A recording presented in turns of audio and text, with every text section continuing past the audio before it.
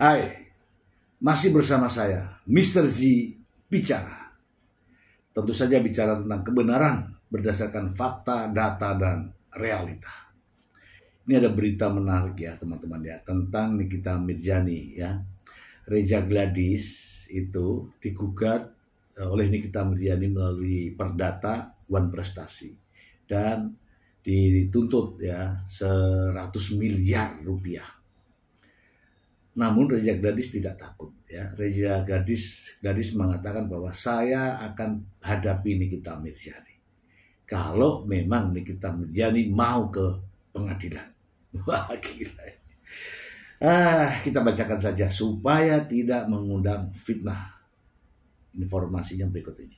Dari kumparan hit, Reza Gladys akan hadiri sidang One Prestasi bila Nikita Mirjani juga dihadirkan. Kuasa hukum Reza Gladys, Robert Parulum, menyatakan kliennya bakal menghadiri sidang dugaan One Prestasi di Pengadilan Negeri Jakarta Selatan. Reza akan dihadirkan pada agenda mediasi yang akan digelar pekan depan. Hanya saja, menurut Robert, Reza bakal hadir jika ada jaminan Nikita Mirjani juga turut hadir dalam persidangan tersebut. Pada saat mediasi, Dr. Reza dipastikan akan kami undang untuk datang untuk mediasi. Tapi dengan catatan, kalau ada dari pihak Nikita yang datang, ujar Robert Parulum. Permintaan itu menurut Robert tak berlebihan. Ia menganggap perdamaian hanya bisa tercapai jika menghadirkan dua pihak yang memang tengah berseteru. Karena dari prinsipil ini kan harus ngomong dengan prinsipil. Kalau Dr. Reza datang, Dr. Mufid datang, tapi ngomong dengan kuasa hukum Nikita, ketemunya apa? Enggak bakal ketemu kalau ketemu hanya dengan kuasanya, ucap Robert. Tapi kalau Nikita datang, pasti Dr. Reza dan Dr. Mufid datang untuk diskusi agar bisa damai. Karena itu Robert mendesak agar Nikita dapat dihadirkan pada agenda sidang berikutnya, sehingga bisa ada perdamaian yang tercapai antara kedua belah pihak. Tapi kalau pihak Nikita tidak datang, damainya nanti sama siapa? Gak bisa kan damai dengan pengacara. Damainya harus dengan Dr. Reza, Dr. Mufid, dan Nikita. Kalau Dr. Reza dan Mufid damai dengan pengacara, ya kita saja yang damai salaman, katanya. Nikita Mirjani melayangkan gugatan One Prestasi terhadap Dr. Reza Gladys. Gugatan didaftarkan di Pengadilan Negeri Jakarta Selatan 16 Mei 2025. Gugatan terregistrasi dengan nomor 489 dan seterusnya. Nikita menggugat Reza untuk membayar uang senilai 100 miliar yang meliputi kerugian material dan imaterial. Nikita Mirjani dan asistennya Ismail Marzuki tercatat sebagai penggugat, sementara Reza Gladys dan suaminya Dr. At-Taubah Mufid menjadi pihak yang tergugat. Kemudian kepada Kepala Kepolisian Republik Indonesia, Jaksa Agung Republik Indonesia, dan PT Bumi Parama Wisesa menjadi turut tergugat.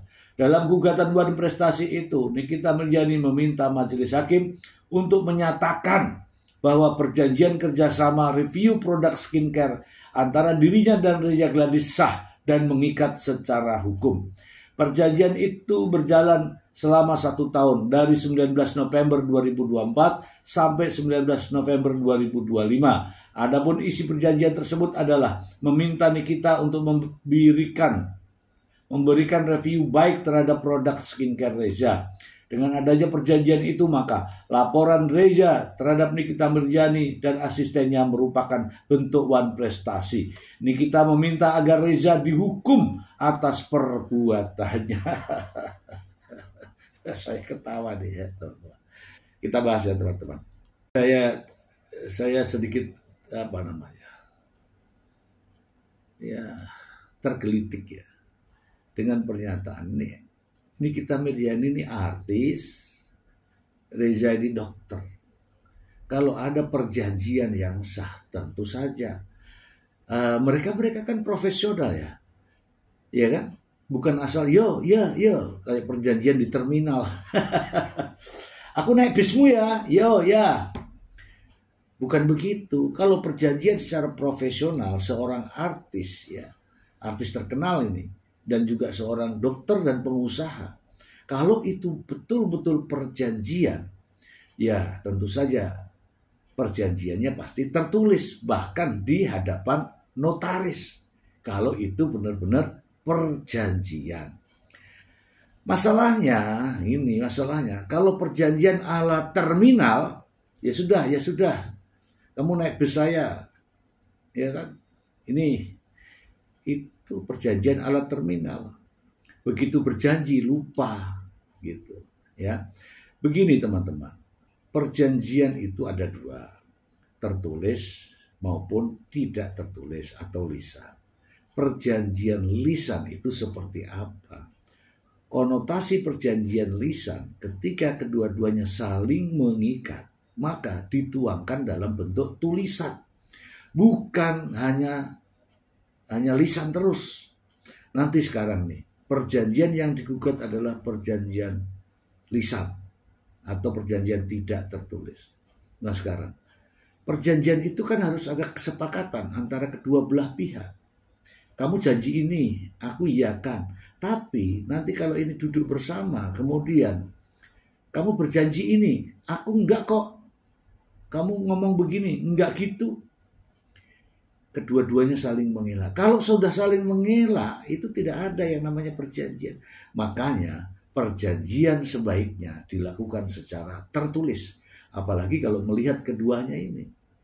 Kita menjadi seorang artis terkenal. Fan-nya di mana-mana.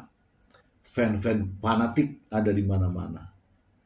Dr. Reza sebagai seorang dokter pengusaha.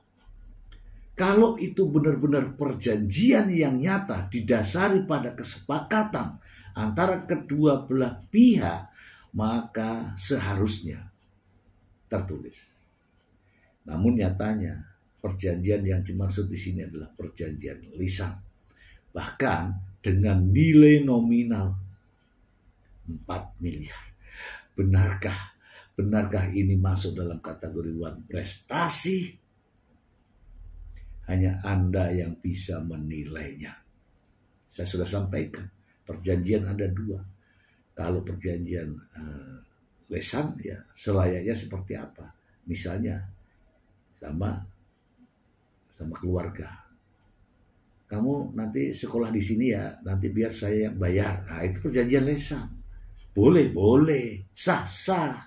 Tapi kalau perjanjian terkait dengan bisnis, ikatan kerjasama, ada tempatnya.